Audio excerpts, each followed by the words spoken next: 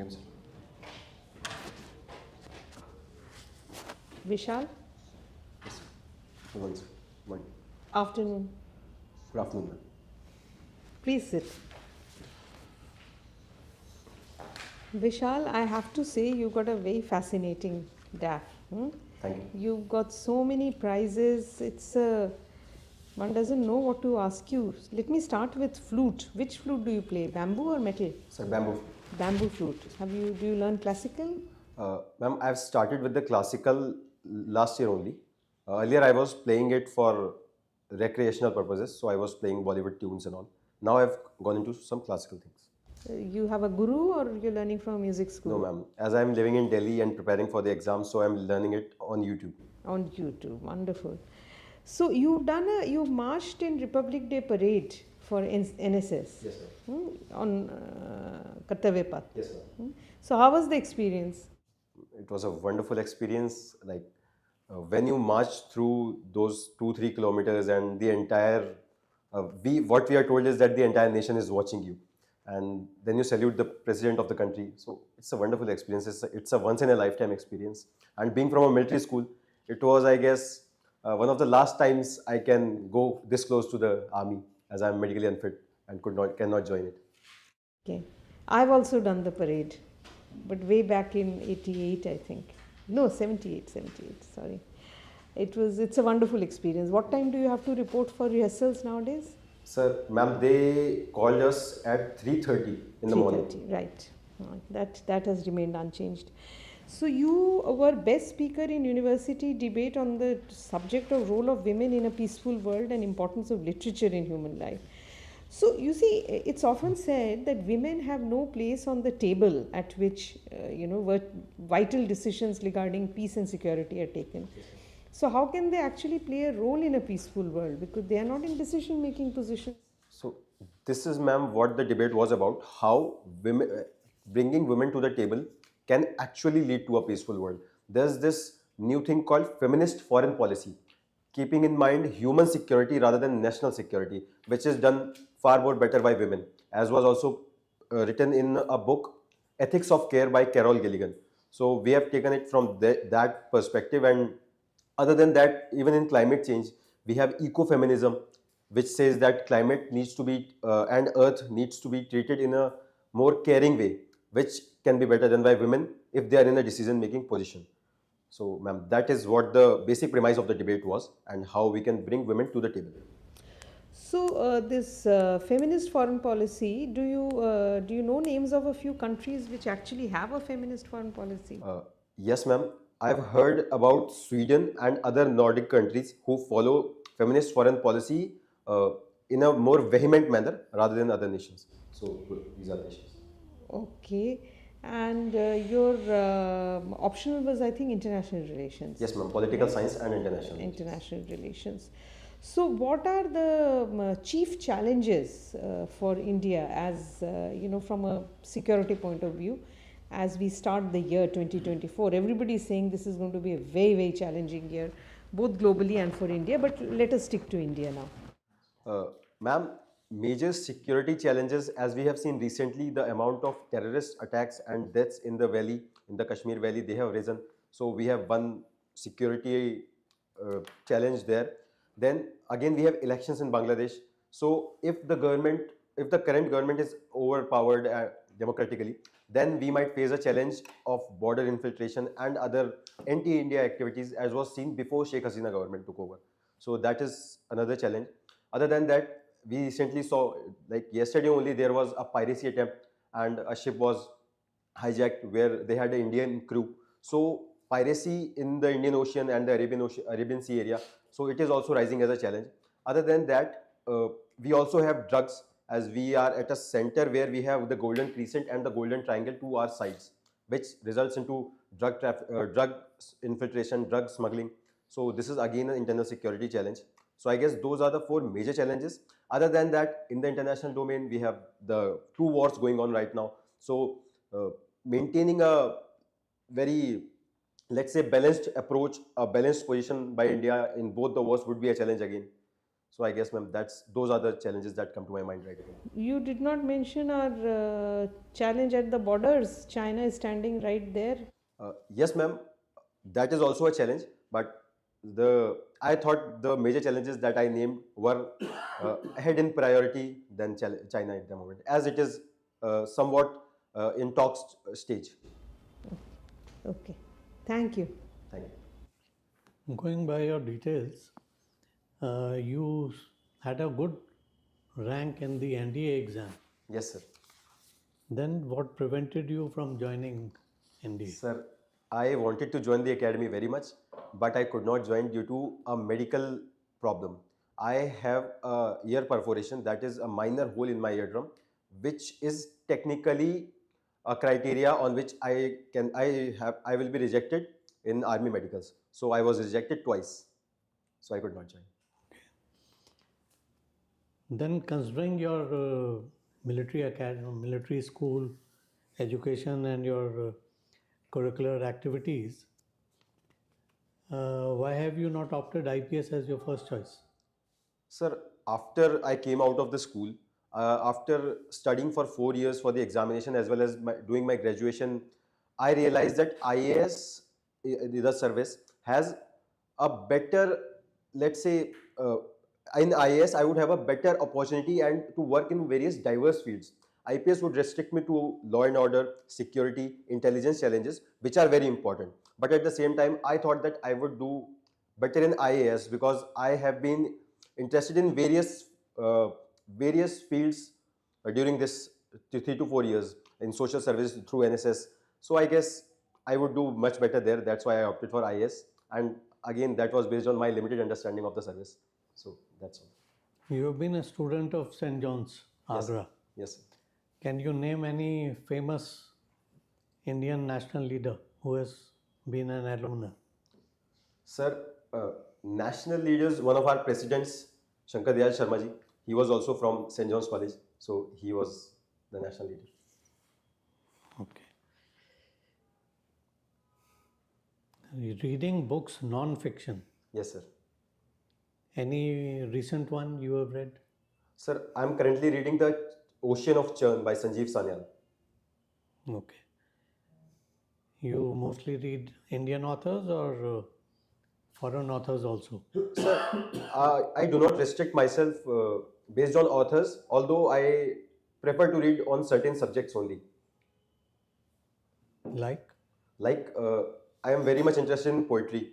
So I read around poetry. Then my international relations background in education, that has inclined me towards books on international relations. So I have read The Ocean of Churn that I am currently reading. Then I have read Prisoners of Geography by Tim Ferriss. So I try to restrict myself to these fields.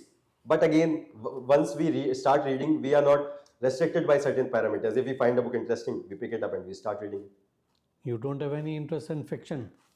Sir, I have an interest in fiction as well. I have read lots of fiction through my school days, but now after my graduation, I have tilted my reading towards non-fiction. So that's why I have written non-fiction, although I have read fiction as well. One of the famous titles is Worshipping of False Gods. I have not heard about the book, sir. Thank you. Good. So Vishal, as Madam Chair said, your TAF is very impressive. Thanks.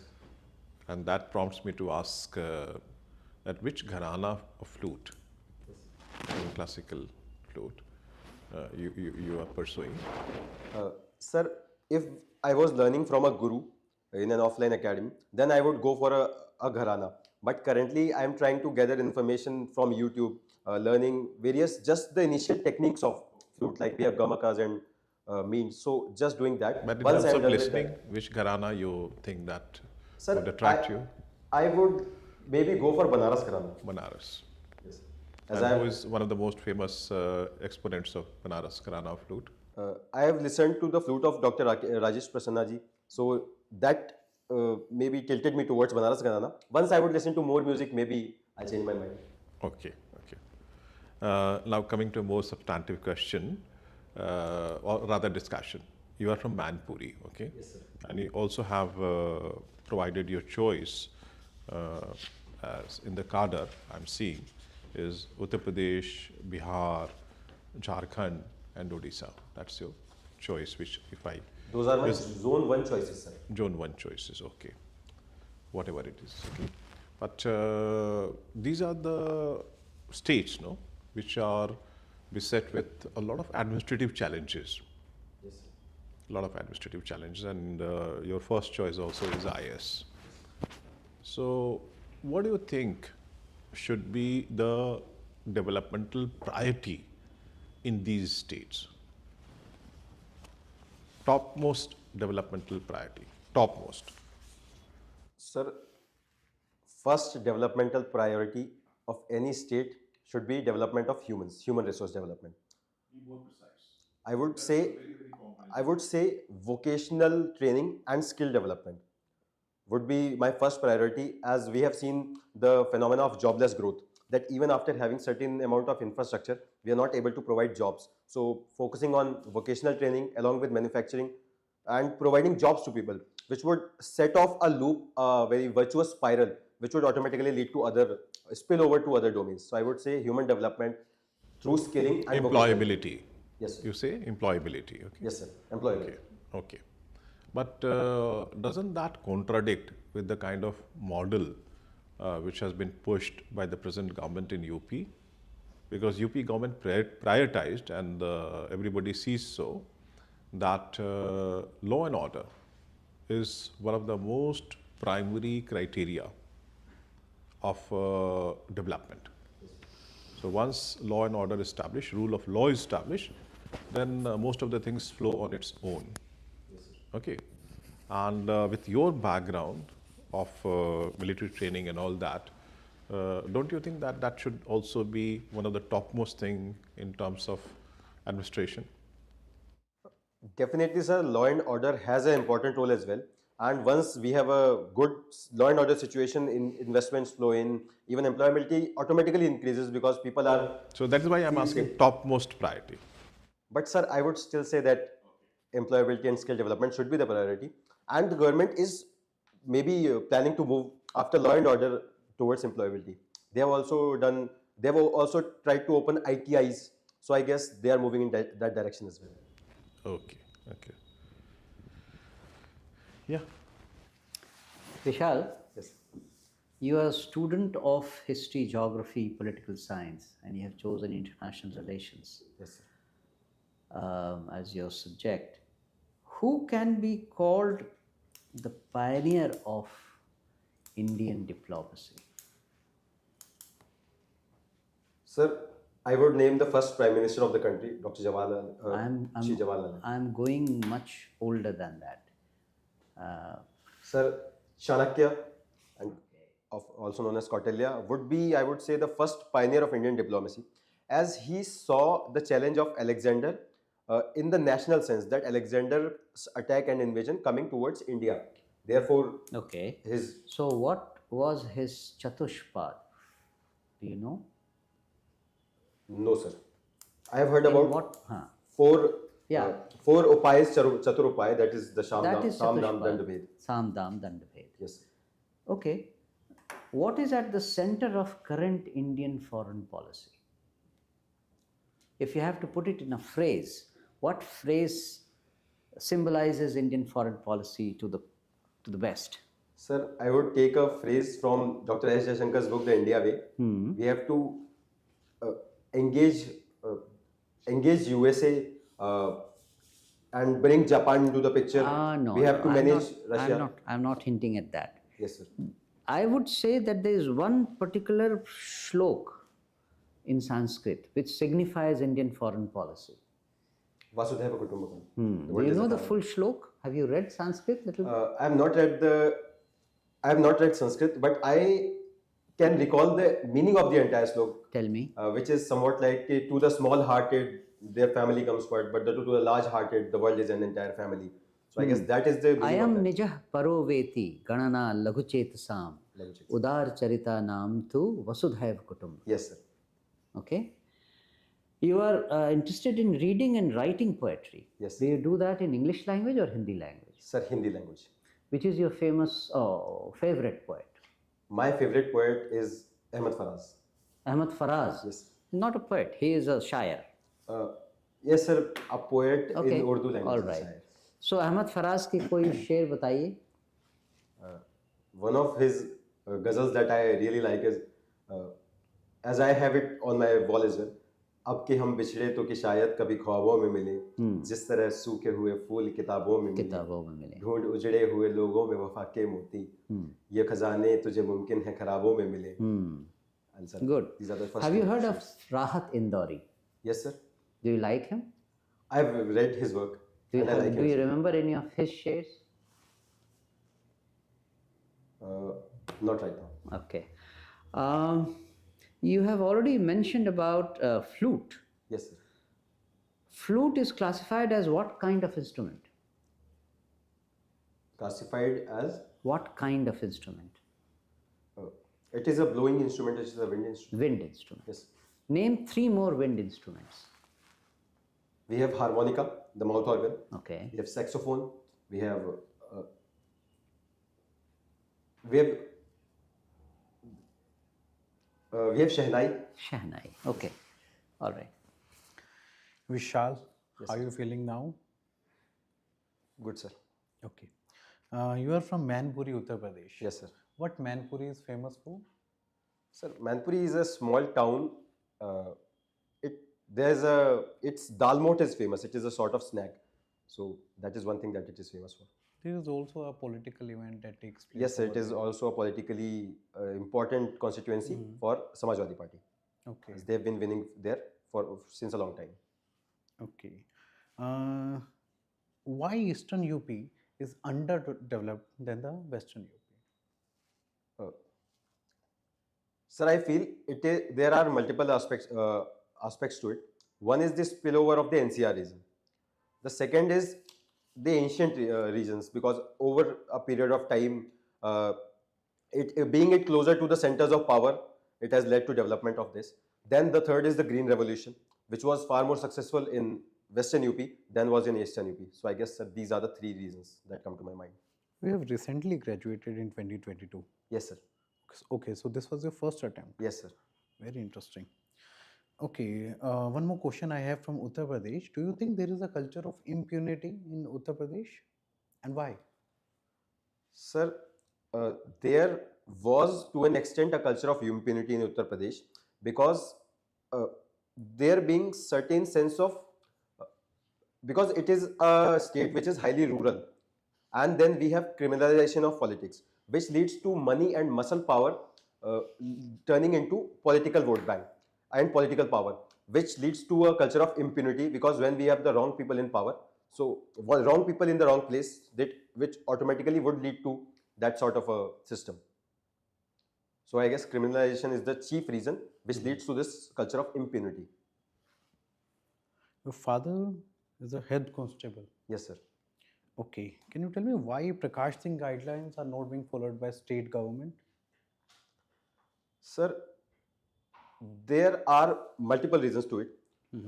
One of the reasons that comes to my mind right now is the lack of force, we have a very huge gap in the amount of policemen we require and the amount of policemen we have. Therefore, multiple guidelines cannot be followed because of this lack. One can be separating investigative policing from law and order policing, which cannot be done unless you have people who can be in both places. Then second is infrastructural problem.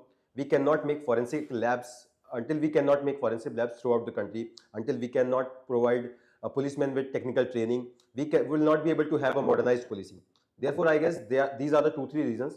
Other than that, there is also lack of some amount of will, some amount of resistance, because police is currently controlled by the state executive, and which again providing autonomy to police is against the interest of certain sections in the government.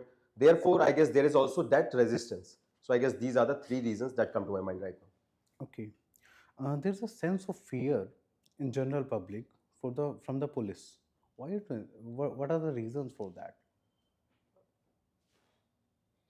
One of the reasons, sir, that comes to my mind is one again that the sense of impunity, that the culture of impunity, because they feel police is themselves a part of that larger criminal nexus, certain police sections of the police, and therefore that leads to one fear. Again, we have a police force that is very less sensitized towards the progressive society that is coming forward. Let's take for example the trans section, the transgender section.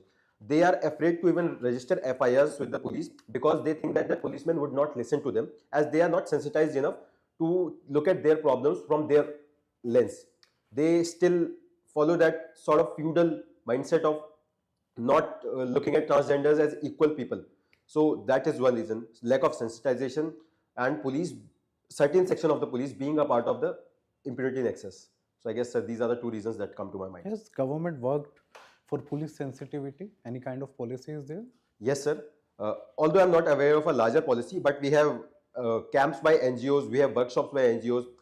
My father was also a part of a workshop based on by an NGO, that was conducted by an NGO for Agra Police regarding trans rights. So maybe these workshops at a larger level would do, and including these sensitized topics in police training would also be helpful. Okay. Thank you, Vishal. Thank you, sir. Vishal, you're reading the book Ocean of Churn by Sanjeev Sanyal. What is this book about? Ma'am, this is a book about history of Indian Ocean and the role of Indian Ocean in shaping human history. And Sanjeev Sanyal tries to put it as a decolonized account, because in most of the histories of Indian Oceans, we start the history after the Portuguese or the Europeans arrive in the Indian Ocean. So he tries to shed more light on the period of time that was before them, before the Europeans. Has it touched Chola empires? Yes, sir. Foray into Yes, sir. Southeast Asia. Yes, sir. So, since you're reading this book, tell us a little about what's going on. Why has Indo-Pacific as a strategy, as a concept and as a policy suddenly become so important, and every country, countries which have got nothing far away like Canada, they also have an Indo-Pacific strategy. Why is everybody feeling compelled to do that? I would say, ma'am, the first reason is Indian Ocean is a very busy trade route. It is slowly replacing even Atlantic Ocean, which used to be the busiest trade route. And almost 40 to 50% of trade by volume passes through the Indian Ocean. Therefore, it automatically becomes important in a world where economics is leading geopolitics right now. The second thing is the rise of China. Rise of China as a power has disbalanced sort of the hegemony that was built by West leading and US as their leader, which again wants so to restore that balance of power. Again, Indian Ocean is becoming important, as was pointed out in 2014 in the Asia pivot strategy of Barack Obama, President Barack Obama. Then the third reason would be presence of all these small island developing nations which are rising as a voice along with global south. So I guess this is the third reason. The fourth is presence of minerals, rare earth minerals and energy resources in the Indian Ocean itself. So these are the four reasons that I can think of that are making Indian Ocean one of the most chief theaters of global politics right now. Good. Okay. So thank you very much. Your formal part of your interview is over. Thank you. Now why are you relaxing more now? You should have been relaxed like this during the interview also. Yes, And suddenly you breathed and you pulled back. You have to be relaxed throughout. A couple of interview techniques. We often find candidates coming with their hand stuck to their legs, but I think your hand gesture were a bit too much. You're on the other side of the spectrum, so you have to control it a bit, but don't become a robo in that process. Don't sit like this. But it's a little distracting. You're moving your hands too much. Do you normally speak in your voice level is like this? Because this is a strange paradox. The previous candidate was so soft spoken. So Yes, ma'am. your voice level is. I am louder right now. I would be at this. Yeah, I think you need to do that. Because Not too much, just a little bit. Little few decibels. Maybe it's his India training, no? Yeah, so because it somehow gives the Military impression school you're also. too Military aggressive. school also. You're speaking a little fast. These are some technique things. One thing you have to really pay attention to, you have to let the panel members finish the question before you jump to a conclusion. on what the question is about. Okay, I think you were trying to ask him about the political event in Manipuri. You quickly, you didn't want him to complete. You quickly said Manipuri is very politically important. So just be patient. Hold your, your impatience a bit, and just let the panel member finish the question. Then take a few seconds and then come up with a reply. Don't anticipate questions, okay? But otherwise, I think you're a absolutely superb, excellent, young man. You have everything going for you. You're smart. You're well read, which is clearly visible from evident from the way you speak. You're confident, so you should be in the top few. Thank you. And this is your first attempt. You made it to the first attempt up to the interview. Yes, Superb. I don't know if anybody wants No, to add all the anything. best to you. All the best. You'll Listen do to well. what ma'am has You'll do said. very well. Just pay a little Control attention it. to these. A little bit. When is your interview? The dates have not been announced. Oh, yet. so a lot of It is time. most probably in the second phase. And how about mock interview? Is this the first one or have you done more? No, sir. I have done 3. One was a one-to-one session with Anil Swarup, sir. And the second was with Ravi Kapoor, sir. They made a panel. And this is the third. Ravi Kapoor is in Kapoor with C? Yeah. Our batchmate. Kapoor with a K. Your shoes, the gentleman may have to advise whether these shoes will With do. laces. Okay, sir. The formal shows. And shirt color maroon will do or light? Light color. should be Light light. color shirt. White पहन लो, तुम तो military background के हो, white पहन लो. Light blue, white. Your suit color is nice, blue color. Okay. And what else? Rest is okay. Rest is okay. Do well. Okay. Very Yeah. fine. Mirror के सामने आप practice कर लो बोलने का. Then you will understand that how loud you are. Okay, sir. Okay. So you can soften a bit, as madam said. Thoda sa. Soften a bit. Okay. Make yourself more participatory. You understand what I mean by participatory, no? Because as madam said that you have to first listen. Yes, sir. Okay. For a civil servant, listening is the best ability. Yes, sir. Okay. I'll do that. And, We have not asked, sorry, continue. No, it's all right. No. So I was saying that you have not been asked on geography. Geography has been one of your subjects. Yes. You can expect questions in geography, recent earthquakes and this and that. Basically, your DAF and current affairs are supposed to be kept on track. Yes. So whatever time you have, almost up to 50 days, you use it in brushing up on your DAF and relate it with current affairs. Yes, sir. I'll do Okay? All right. that. Yes. Thank you, sir. All the best. Thank you, ma'am. Thank you, sir.